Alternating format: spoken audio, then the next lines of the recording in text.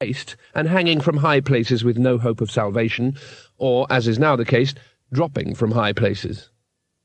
He isn't looking at the view because his past life keeps flashing in front of his eyes and getting in the way.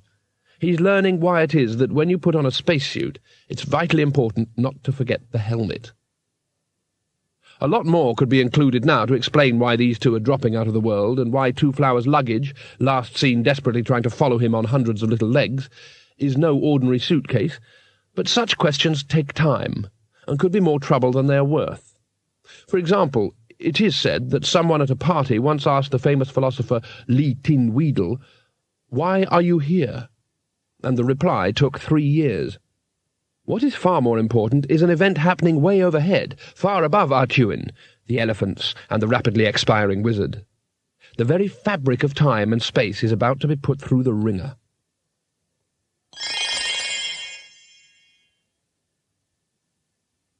The air was greasy with the distinctive feel of magic, and acrid with the smoke of candles made of a black wax whose precise origin a wise man wouldn't inquire about. There was something very strange about this room deep in the cellars of Unseen University, the Disk's premier college of magic. For one thing, it seemed to have too many dimensions, not exactly visible, just hovering out of eyeshot. The walls were covered with occult symbols, and most of the floor was taken up by the eightfold seal of stasis, generally agreed in magical circles to have all the stopping power of a well-aimed half-brick. The only furnishing in the room was a lectern of dark wood, carved into the shape of a bird. Well, to be frank, into the shape of a winged thing it is probably best not to examine too closely. And on the lectern, fastened to it by a heavy chain covered in padlocks, was a book. A large, but not particularly impressive book. Other books in the university's libraries had covers inlaid with rare jewels and fascinating wood, or bound with dragon skin. This one was just a rather tatty leather.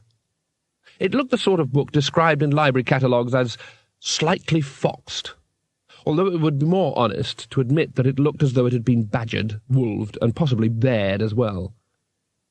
Metal clasps held it shut. They weren't decorated, they were just very heavy, like the chain, which didn't so much attach the book to the lectern as tether it. They looked like the work of someone who had a pretty definite aim in mind, and who had spent most of his life making training harnesses for elephants. The air thickened and swirled.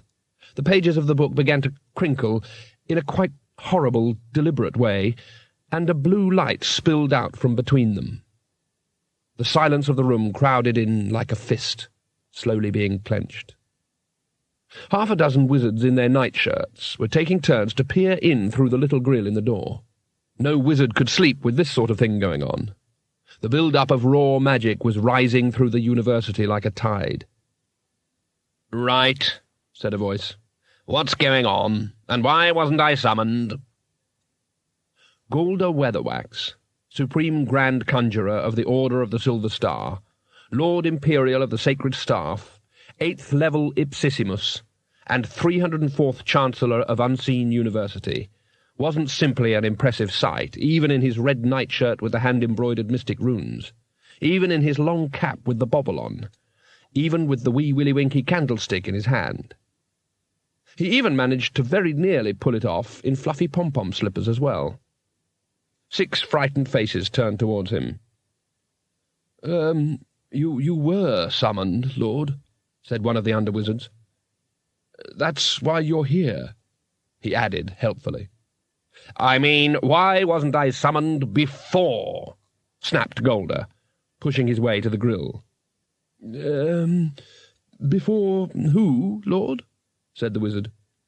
Golda glared at him and ventured a quick glance through the grill. The air in the room was now sparkling with tiny flashes, as dust motes incinerated in the flow of raw magic. The seal of stasis was beginning to blister and curl up at the edges. The book in question was called The Octavo, and quite obviously it was no ordinary book. There are, of course, many famous books of magic. Some may talk of the Necrotelecomnicon, with its pages made of ancient lizard skin. Some may point to the book of Going Forth Around 11ish, written by a mysterious and rather lazy Lamaic sect.